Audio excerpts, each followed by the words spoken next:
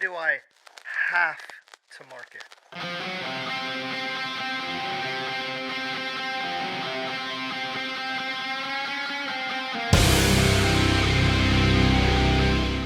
Hey, what's going on, guys? So let me be the first to introduce you to a new series here on the Vet to Vet podcast, the Tom and Joe Show. What's up, Joe?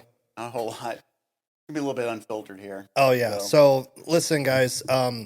Here with Joe and myself, as business owners, we encounter a lot of things that we gripe about, things that we think other businesses could and should do better.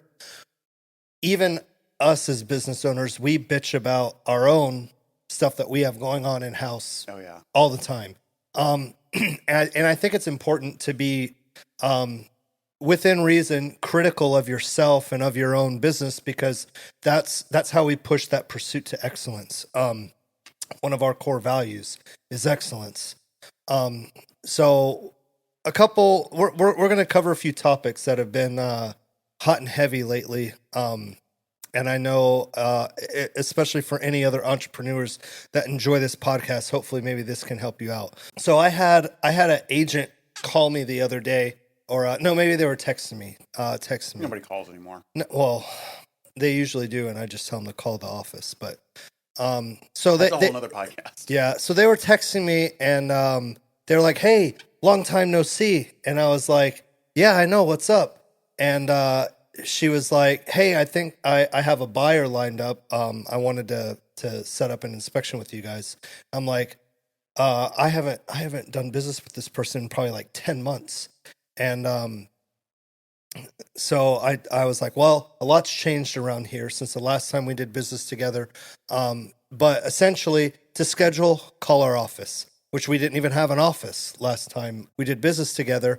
And so one of her frustrations in that line of communication was trying to understand why she wasn't getting many leads. So that leads me to a question that I think we could probably go into a little bit, regardless of what market you're in, because I know even some trades right now, there's a lot going on between the election coming up with, inflation is high. There's a lot of shit that we're all having to deal with. We've had a pretty good strategy in what's been perceived under a down market to continue to not just get business, but increase business. So question number one, how come I'm not getting any fucking leads, Joe? Well, mainly it's because nobody wants to get out there and do it. So we were in an up market for a while. So in the real estate business, if you were trying to get in, crack it open. There you go. Oh shit! I just broke the tab. So this episode 1 of the Tom and Joe Show is brought to you by. You opened it backwards. No wonder. Thirst Responder American Lager from Saddle Mountain Brewing Company right here in Goodyear, Arizona. They're sponsoring the first question. Right. First question. The next beer will sponsor question 2. So if you're in real estate, or looking for real estate in 2021, there was real estate out there, but you were battling. And man, you didn't have to go out and market. People were knocking down your door to get things done. And if you were selling your home, you were beating down somebody's door to get your house repaired or anything like that, to get things taken care of. But that's changed. It's not that market anymore. And people forgot. I talked to a couple of brokers probably about 6 months ago. This was actually the topic. There's a lot of agents that came in during that period of time that the only thing they knew, all they had to do is sit there, do a social media post, and it was done. They just had people lining up. Right. That's not the case now. We're seeing that people aren't getting out there and actually marketing. Not necessarily cold calling. I'm not a big fan of cold calling. I don't think that's really the way you do it anymore. Right. As I just said, nobody talks on the phone anymore. You text. Yeah. But they're not getting those leads because they're not following up with people they've worked with in the past. They're not going out and searching new ones. You are the master at drumming up business. And they don't do that. We go to these networking events, and how many realtors do we see? None. Yeah. 1 or 2. Very the rest few. of it's just trades going, come on, man. Yeah. Give me a lead. Yeah. So I met with a commercial insurance guy the other day, and he was kind of talking about the same thing. He's like, man, I cold call people, I send emails, I have a whole campaign of things that I do. And I said, okay, let me ask you a question. When you get those emails and you get those calls, what do you do? He's like, delete, deny, whatever. I said, so if you know that's your reaction, why the fuck are you doing that to other people? Right. He's like, because that's what they tell us to do. Like, that's the way to get business. And I was like, is that the way you do business? He's like, no. And I was like, so why the fuck are you doing it, man? It's not authentic. You know Right. what I mean? I'm like, bro, you need to be out there meeting people. You need to be walking it like as an insurance broker. Well, for him as a commercial insurance broker, you need to meet business owners, man. Dude, I get so many emails, and if it's not from a client or someone that we directly have to do business with, I'm like, done. Like, I don't have time. I don't have time, and I couldn't I give spend two a good shits less. portion of my day just swiping. Yeah. Just deleting those Right. emails. If you call me and you're not calling me to do business or because you're some sort of relational partner to what we have going on, I don't have time for it. It's not important to what we're doing. Sorry, bro. I'm not going to listen to you talk to me about how your company is better at SEO and we should collaborate together. You know when I did answer those and I did look at those emails? When I first started. Right. Because Right. I was building a network. Yeah.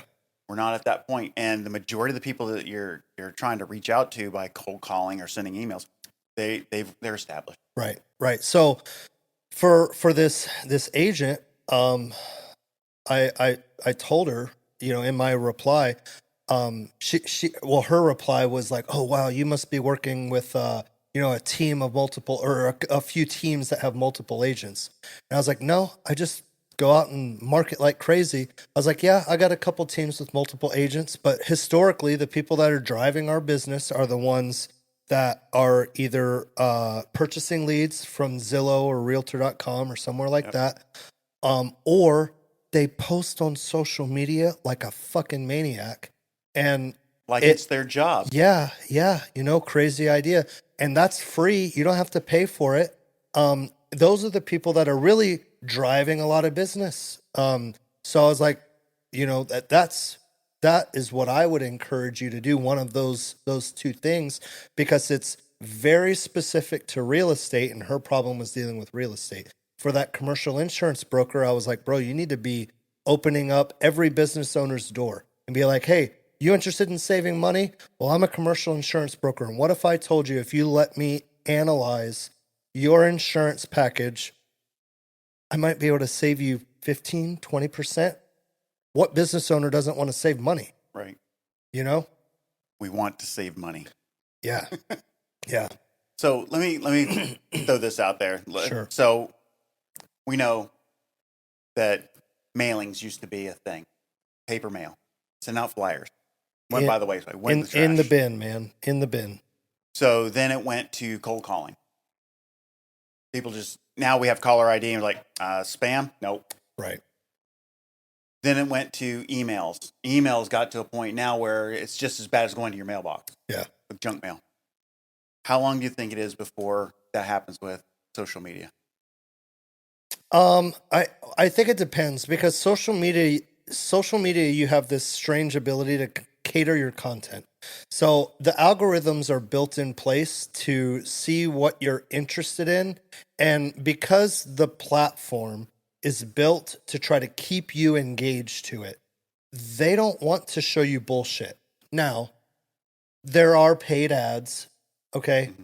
And if you have any affiliation within the algorithm that's specific to you, you might see an ad. I see ads that I want nothing to do with, but the algorithm is watching to see if you engage with it or if you swipe past it.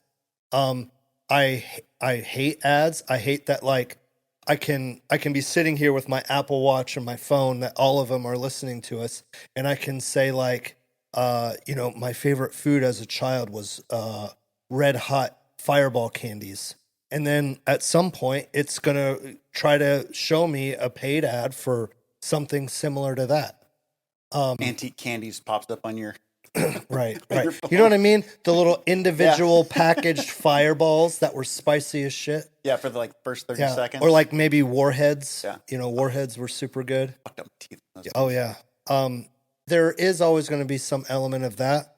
But I do think that it's less than man, I went to the mailbox the other day and 2 pieces out of like 30 pieces of mail were actually something that I needed to hold on to. So for all the people that are sending out prepaid mailers and postcards and all that shit, you're wasting your money. Yeah, Like absolutely. don't do it. Unless you're a medium-sized business or higher, medium meaning probably 5 million, maybe even 10 million in revenue or higher, you really probably don't need to be spending the money on the paid ads either. Right.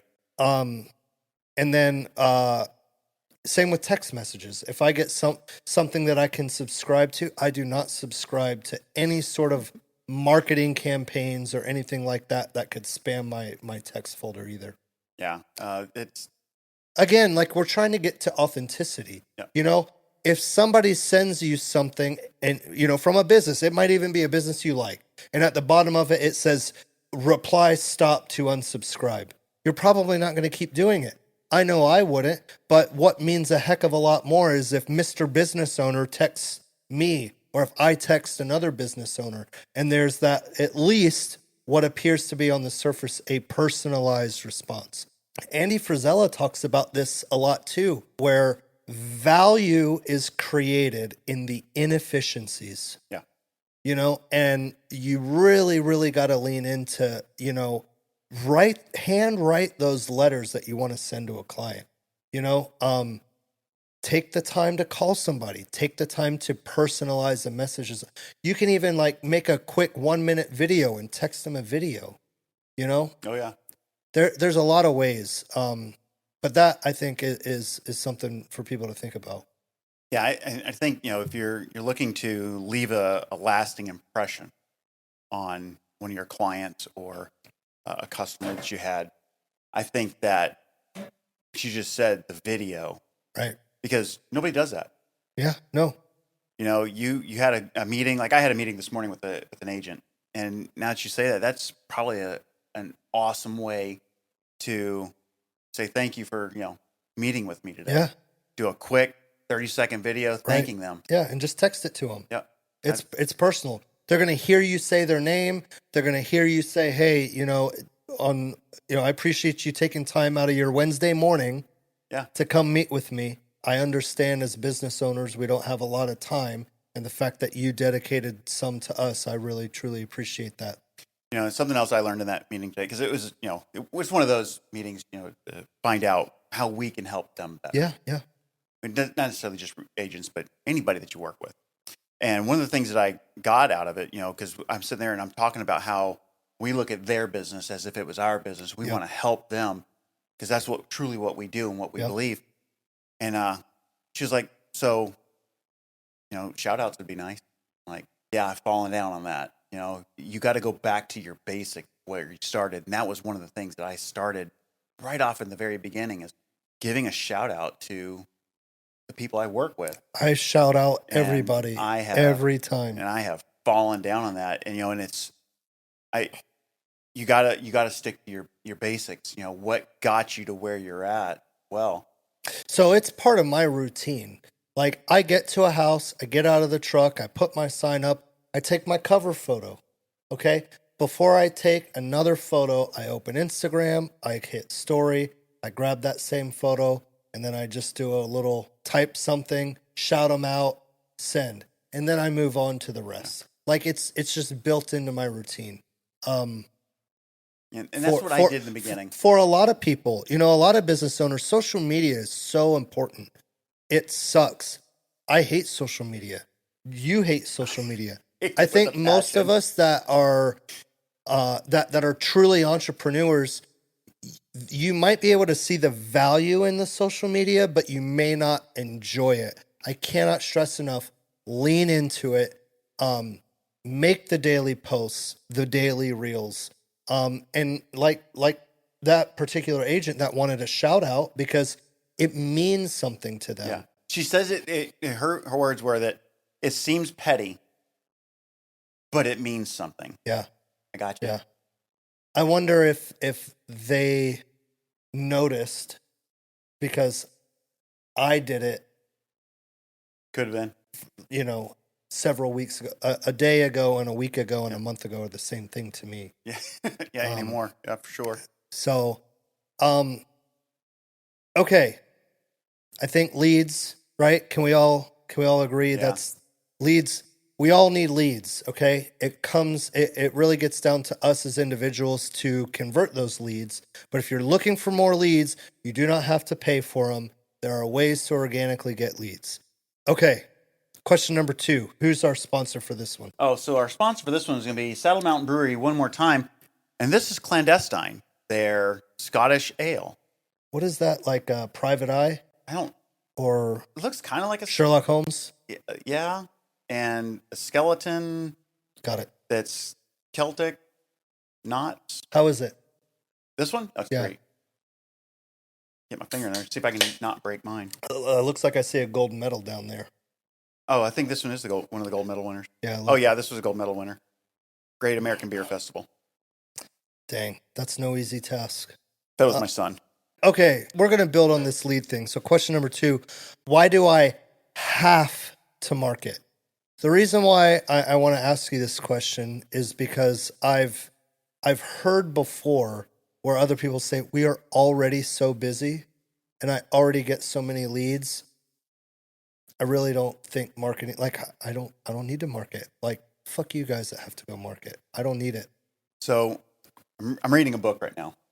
I'll throw a plug out there. It's Good to Great by Jim Collins. Tough read because I'm not a big reader. I'm listening to it, 9 hours of audio. But he says something in there that I think is absolutely amazing, and it ties kind of right into this.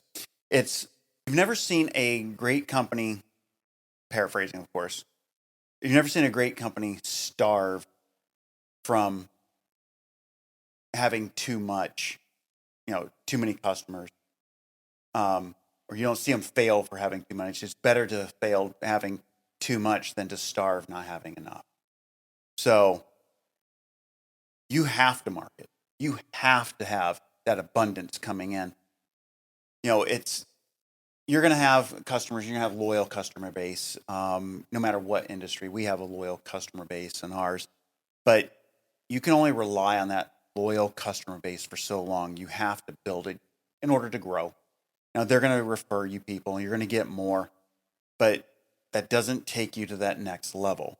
You got to have the referral. That's what carries you along. You have to market to grow it, to continue to grow that base, to get more organically in, to grow that business, to fulfill your passion, whatever it might be. If you don't go out and market and you don't grow that, if you're not growing, you're failing. Yeah.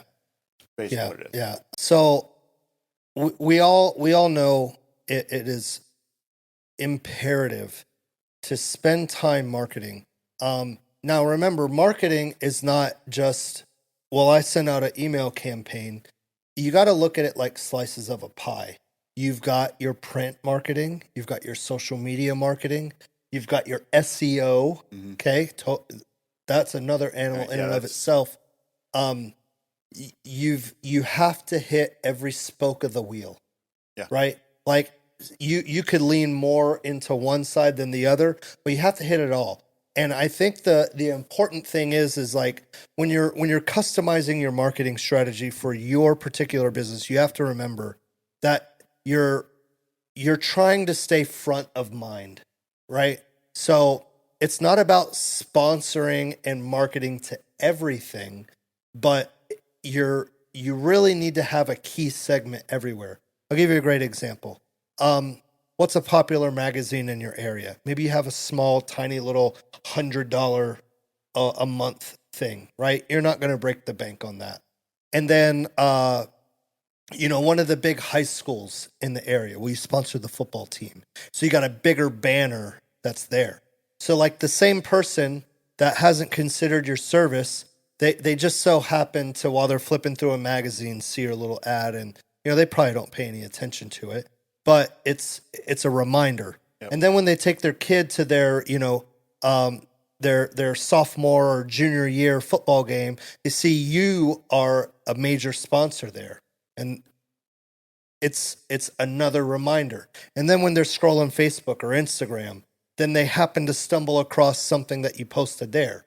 It's by having a presence in key areas that attract your key demographic. It ties everything together. Right.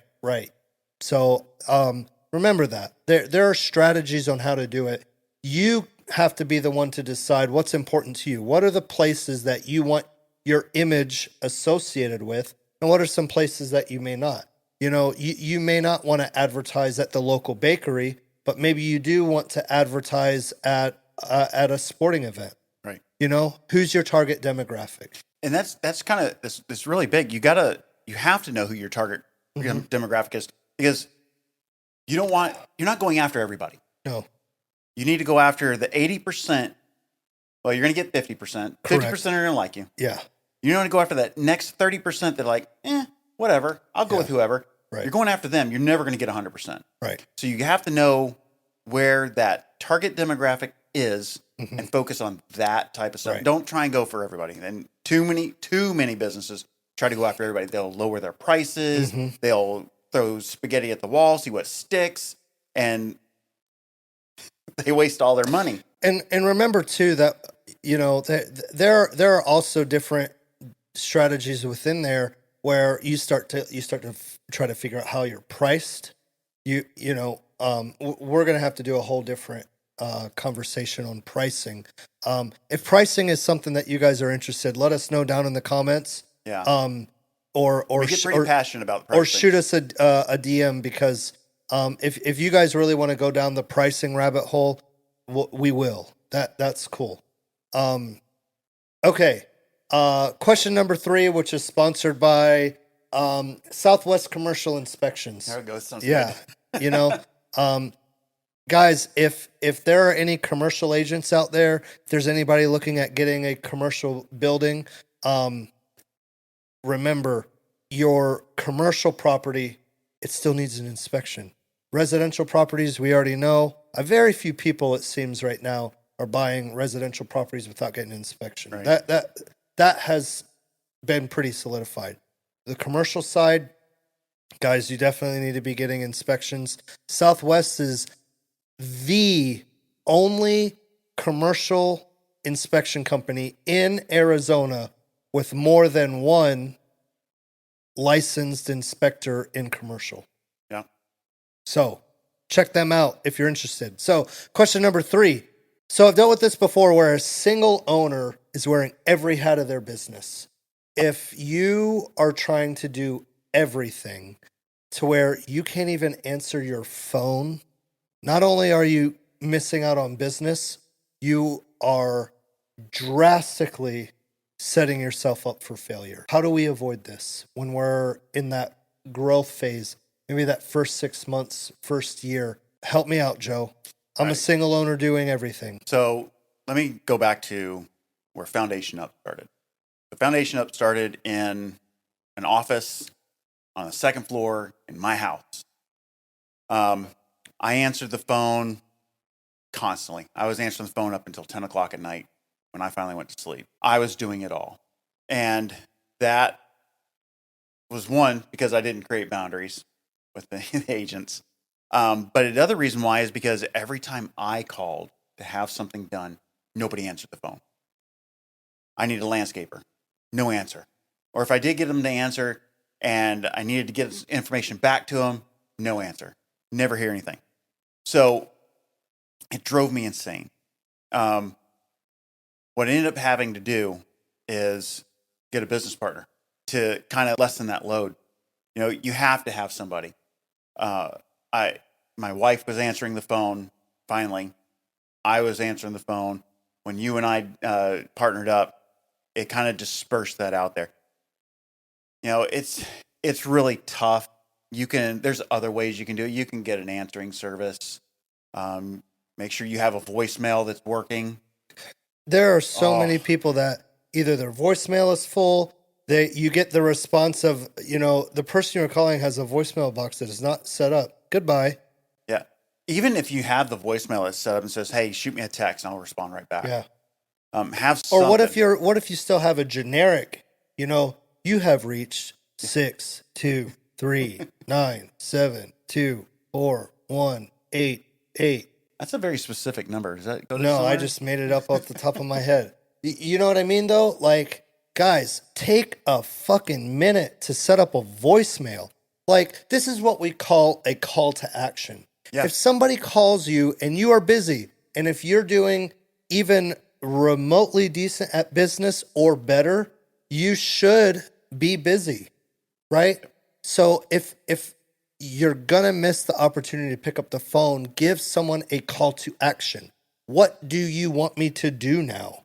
If you don't even have the wherewithal to set up a fucking voicemail, what do you think is going to happen to your business? Yeah. Once you get established, have a website.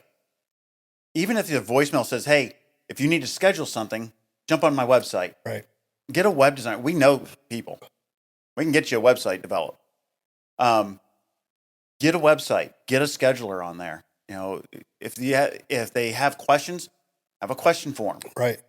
Like for the commercial side, you want a commercial inspection? We got a whole list of questions we need. Right. That if we were on the phone, it's a 15-minute phone call. You guys sitting there doing it on your own, take you 5 minutes, 10 minutes to fill it out. Super easy. There's ways of doing it to not lose. If you're not answering your phone, you don't have voicemail set up. You don't have a way for your customers to reach you. All that stuff we just talked about, as far as marketing and leads, you're wasting your money. You're wasting your time. Yeah, you'll immediately fall into that category of what percentage of businesses that go out of business in the first year? 80%. 80%. Remember that. If you're going to start this game of entrepreneurship and you decide to start one in the first year, 80% fail. 80%. It's not a game. No. It's not a game. Not if you take it serious. Not if you really want to do it right and do it to a high level. Yeah. Otherwise, you're not creating a business. You're creating a job. Right. Who wants to do that? Yeah. And most people started a business because they don't like their job. Right. They didn't want a job. Yeah. But I would say of the 100% of the people that start their business, those 80% that fail started a job. Right. And they didn't start a business. So remember, if you're a single owner doing everything, don't be afraid to delegate some tasks. You don't have to do your own bookkeeping unless you're a bookkeeper. You don't have to do your own accounting unless you're an accountant, right? If you don't like answering the phone, there are virtual assistants, there are call centers, there are people that are more than happy to make $15, $20 an hour. Your sister, your wife. To answer a phone. There are a lot of different things that you can do, and I can't stress this enough. It is insane what it'll do to your drive and your motivation when you hire somebody and then you are now responsible for their pay, because now you not only can you not let yourself down, you can't let them down, and your drive goes to the next level. Yeah, I'm gonna tell you that has been a huge change in us. Right. Once we hired our first person. Yeah. So every time you hire, remember that. You get to the point where you can afford it, and then as soon as you make that commitment, it really pushes you to the next level, and it will continue to compound from there. So answer the fucking phone. Yeah. Right? Yeah. That way you can go into that marketing and that lead generation. That's right. Yeah, which is critical to everything that we do as business owners. Those are key. Well, hey, this is a riveting episode of the first Tom and Joe show. We're going to do this again, guys. We're going to try to start feeding you more of this type of content. Follow us on social media, Vet to Vet, Facebook, Instagram, TikTok, and then drop us a message. You can, if you're interested in certain types of topics, we'll talk about anything. Anything. Doesn't matter what it is. Let us know, and stay tuned for episode 2. All right. Take care, guys.